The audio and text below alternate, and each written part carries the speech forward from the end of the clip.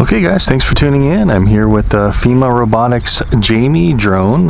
You might have seen my unboxing, inspection, and setup. If you didn't, check it out. I'll have the link in the description and also the card pop up here if you want to check out that in-depth unboxing look at this guy. But this is touted to be kind of a Mavic / Spark competitor, and you know, we're going to see just how good it is. It's got the 2-axis gimbal in here. Pop this little cover open. So it's got a 2-axis mechanical gimbal. It's got front obstacle avoidance, and it's got all kinds of stuff where you can control it with just your phone, or this one actually has a controller here as well that we can try out. I'm not sure if we're going to get to the controller in this video. This thing does fly for 20 minutes, so we'll see how far we get. If we can't get to that controller, we'll go ahead and make another video, and so we have multiple videos for this thing. I also am going to be doing a range test with the controller. We'll probably be doing a range test with this phone here now, and I'll be recording the phone screen also, so you can see the video. This does 4K at 20 frames per second and also 1080p, so I'm probably going to do 1080p and 4K in this video, and I'll have that up on the screen as well as the phone recorded, so you guys can see just what's going on and everything. So let's get started.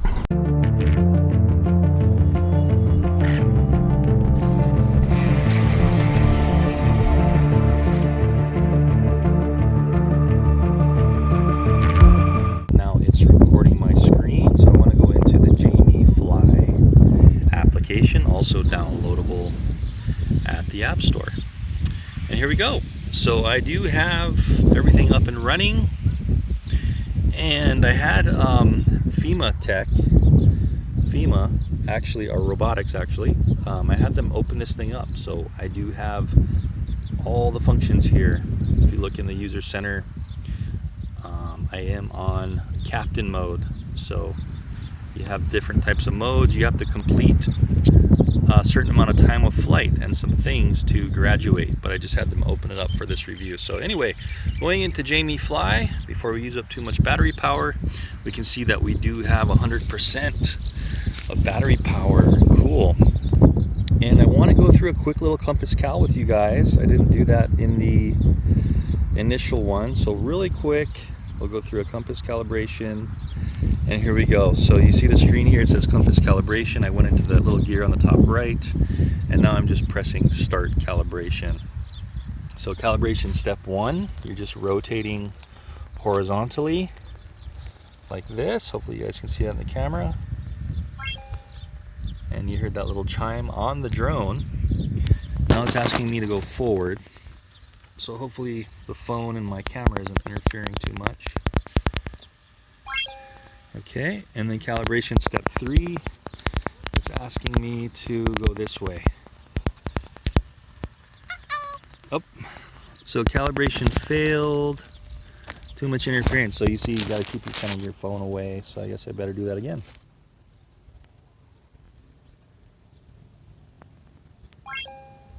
There we go. Okay, that time it went ahead and approved the calibration.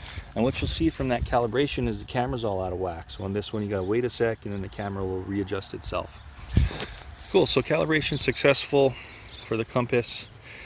And I wanna go ahead and fly. So I use like 1% of the battery doing all that. This does fly for 20 minutes, so it should be good to go.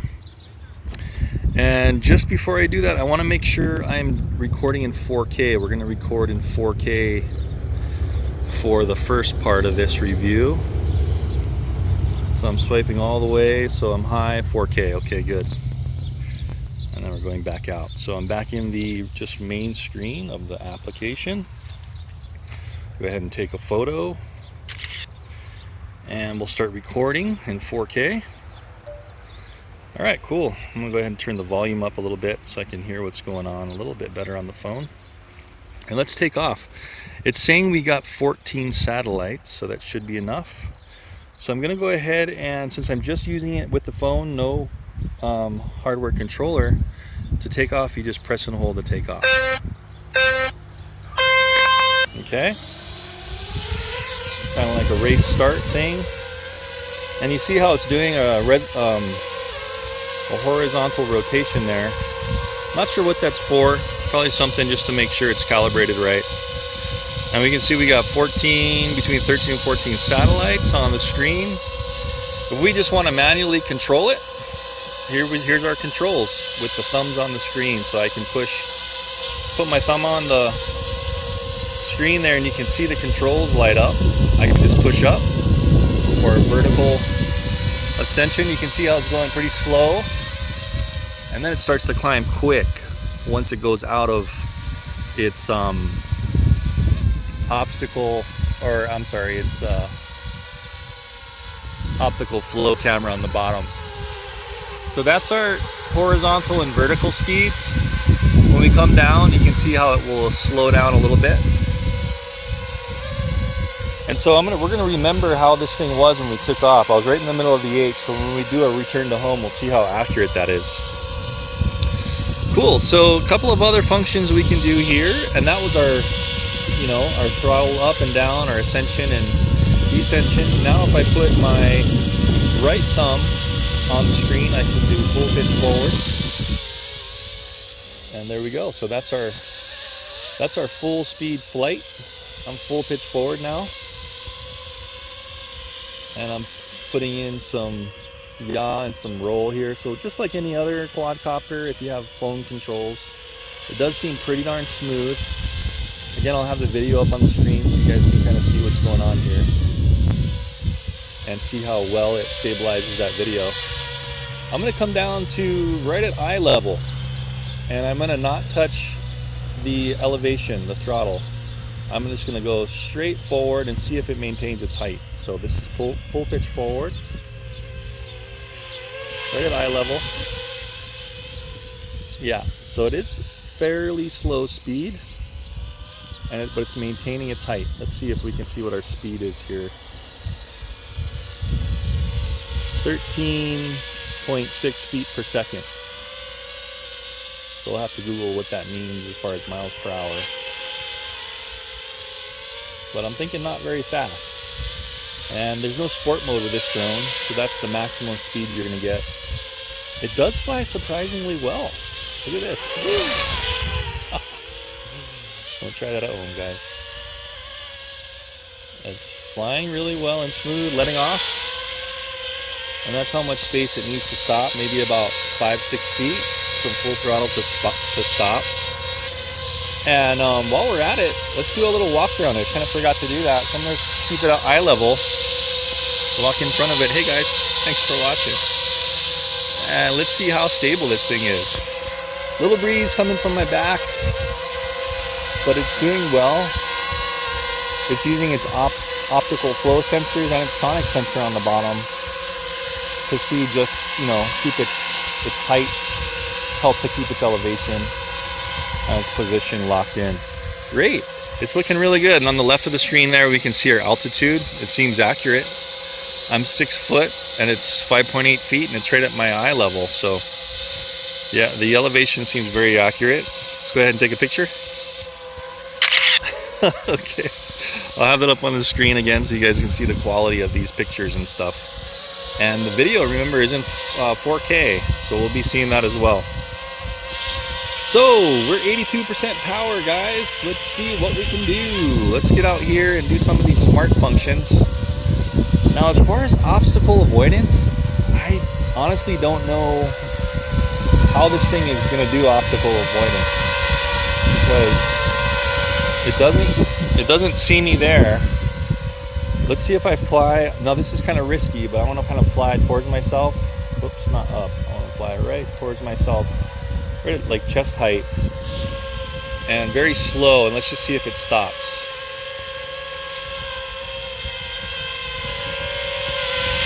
No, so that optical avoidance does not seem to be working, guys. Just to let you know, at least in this normal manual flight. I had to let it off there, so I don't want to hit myself and cut me off, so I'm not going to go any closer there. If you want to adjust the gimbal from the screen, you just press on this little gimbal icon on the right, and you can see this bar ends up in the middle.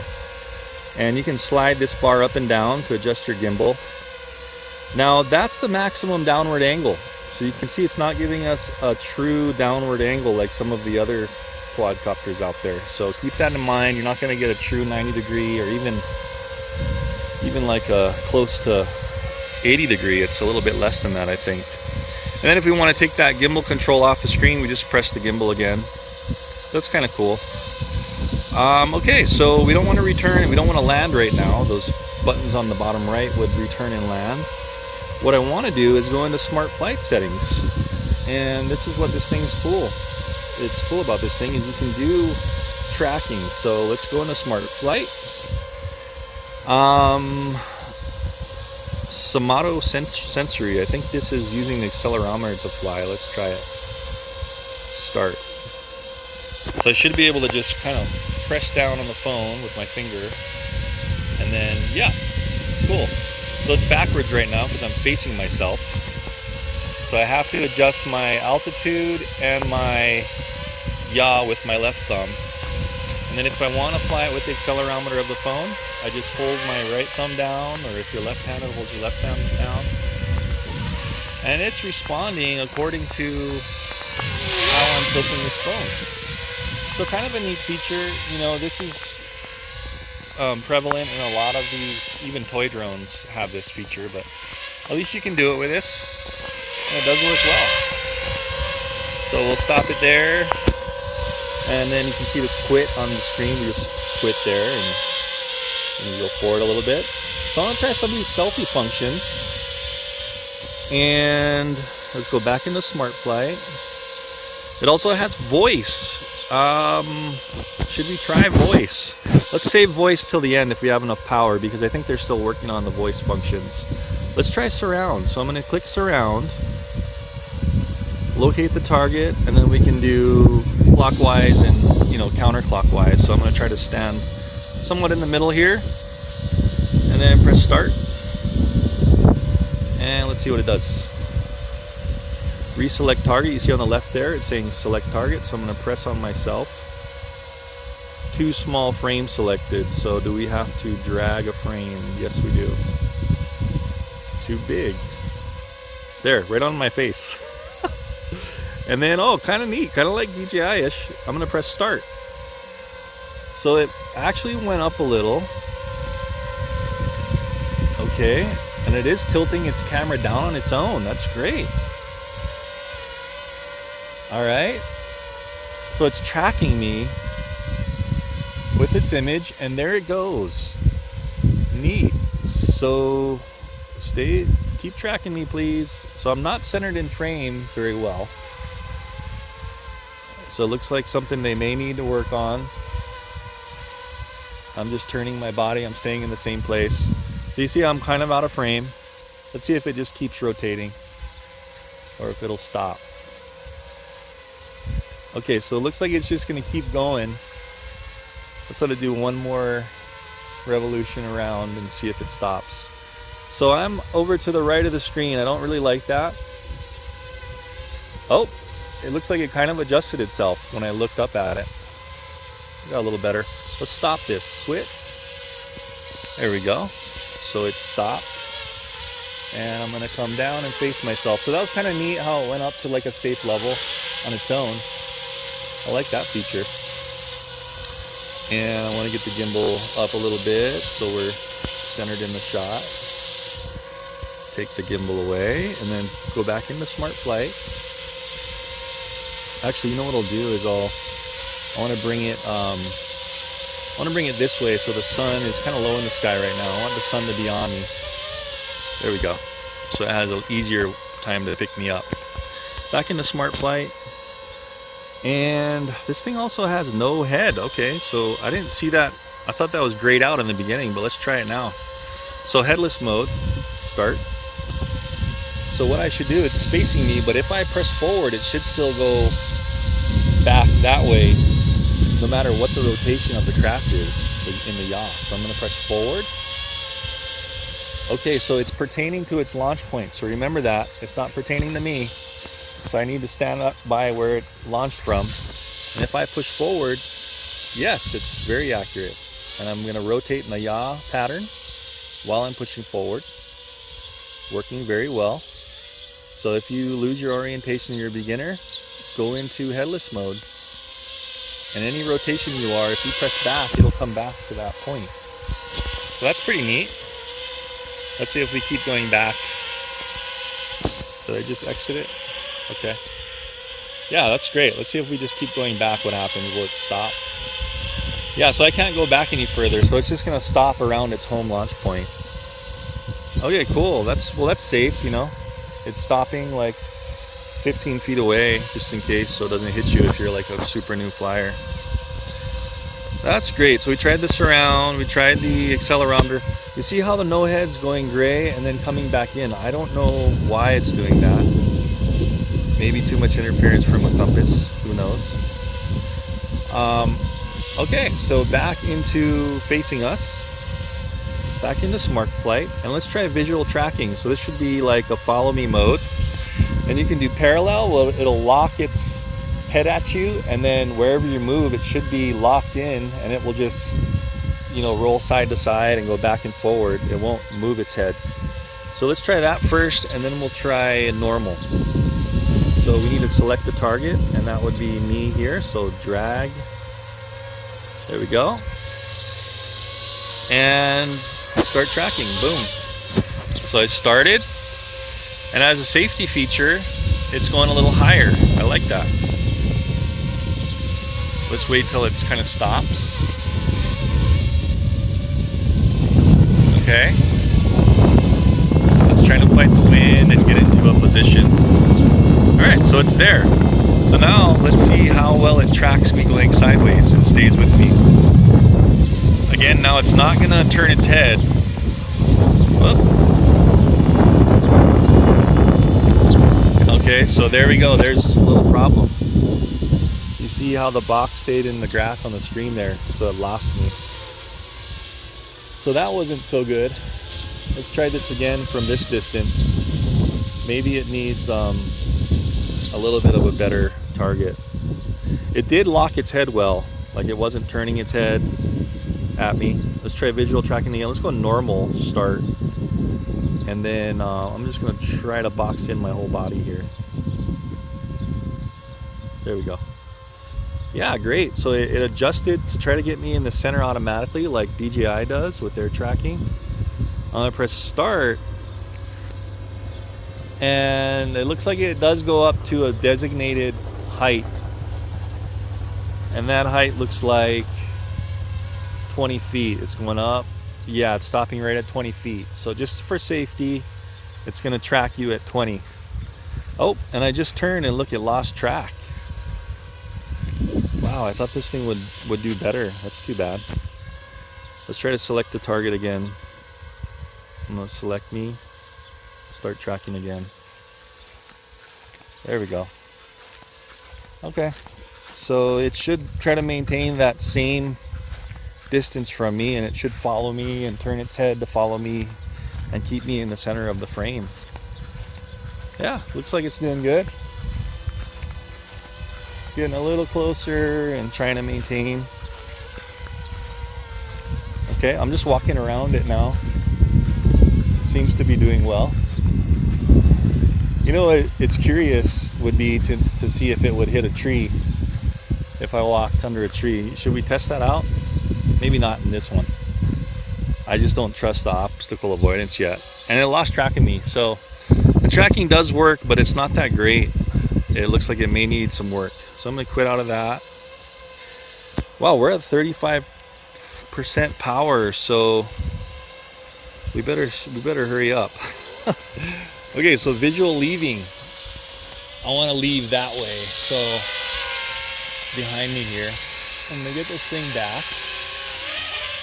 And I'm going to bring her on down. I want to go that way when I'm leaving. So this is kind of like a selfie pull away shot. Okay, let's try it. And we want to go smart flight, visual leaving, the speed. That's neat. You can adjust the speed here. Let's go bring it up to pretty fast. Let's bring it up to 3 meters per second. That would be like 9 feet per second, maybe a little slower, maybe 2. And then our height, how high it's going to go before it stops or comes back. So we'll go, we'll go like I think, yeah, so 50 meters is its, let's go 55. 50 is the default. And start. Select the target. Selecting myself here. So you can't click on something too big. Okay, start leaving, go. Okay, bye-bye. Let's see how good the video is. This is 4K, guys. And we're getting low on power. Oh boy. I hope it doesn't get too low. So I'll have the video up on the screen. Regardless if it's 1080 or 4K, you can see that there is a little bit of yaw wag to it. And yeah, so it's gonna go up to 50 meters, 50 something meters without enough space. Drone power is low. Return home. Okay, that's cool. It gives you a warning when it's too low, kind of like DJI. So I'm going to click on return home, and it's doing its thing now. And while it's returning home, that's cool. I can still adjust the gimbal, but then again, look, that's as far down as I can make the gimbal go. So not that great. Oh, cool. I can still adjust the yaw too. That's neat. So if you want to go ahead and yaw it while it's on its way home. It looks like it did reach its home coordinate, and now it's going to come home. So this will be neat to see how accurate it is. Let me pick the gimbal up so we can record the horizon while it's coming down. Yeah, a little down. It looks like it got a little dark, so I'm going to get it right about there. This will be a good test to see how well it stabilizes the video too. Take a picture while we're at it. This one's cool because you can take pictures while it's taking video. So I'll have those popping up while I take them. Let's take one of the horizon. Cool. So it's coming down. And you know, it was coming down. It looked like it was coming down at like 6 feet. I'm not sure exactly how fast it was coming down. Okay. And that was completely automated return to home. I'm gonna go ahead and stop recording here. Gives you a nice little tone. Oh, it stopped automatically. Okay, I just restarted it. Oh, maybe that's the memory card saying without enough space. Okay, so maybe that filled up the memory. I was doing some other flights. I may have not, I may have not cleared enough space. This has like 32 gigs, but there's really only about 25 or so to record. Anyway, that's where it landed on the return to home. We can see that that is about little over 2 feet away on this guy.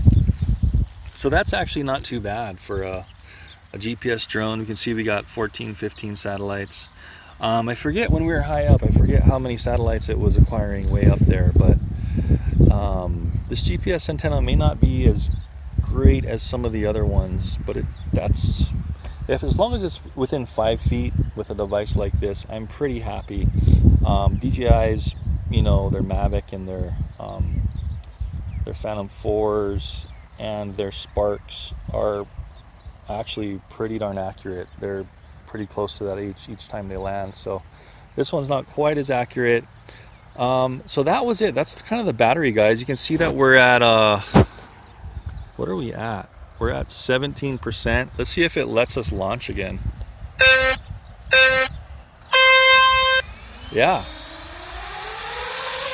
Okay, so let us launch. Let's fly it, see what happens if we just totally exhaust the battery power. Couple more tests. Whoops. It started to try to land, but I'm forcing it up. Oh, but now it's gonna land. It won't let me force it up. So let me force it up until a little bit. I think with the controller, it lets you force it a little more. Okay, a couple of cons. So there's no real sport mode, so you can't fly super fast, but when you do have the controller connected, you can fly faster. and there is a gauge of speed there. So actually you can access that gauge as well with the cell phone and fly faster if you want to. So I shouldn't say there's no sport mode. It's just not as fast as some of the other drones out there. The visual tracking, that's going to be a big thing to compare it to DJI drones, and it's not really honed in there yet. It's not really refined. It was losing track of me, you know, albeit the sun what time is it right now? It's almost 5 o'clock in the afternoon and the sun's kind of low in the sky, but that should have brightened me up pretty good and gave it a good tracking target. But you could see how it was losing me, and then in the surround, I was kind of at the side of the frame of the picture. So they need to kind of work on that. Maybe it's the lighting of the day, or maybe it's the grass here is a little more brown than the other park. I did test it in another park down there, and it was actually better than it was today. So you may get mixed results with that image tracking. Kind of cool. You could do the accelerometer fly, but you can do that with a lot of drones. So that's just kind of like, you know, a little gimmick thing, but it worked well with just moving your phone around and flying. We didn't try the voice control yet.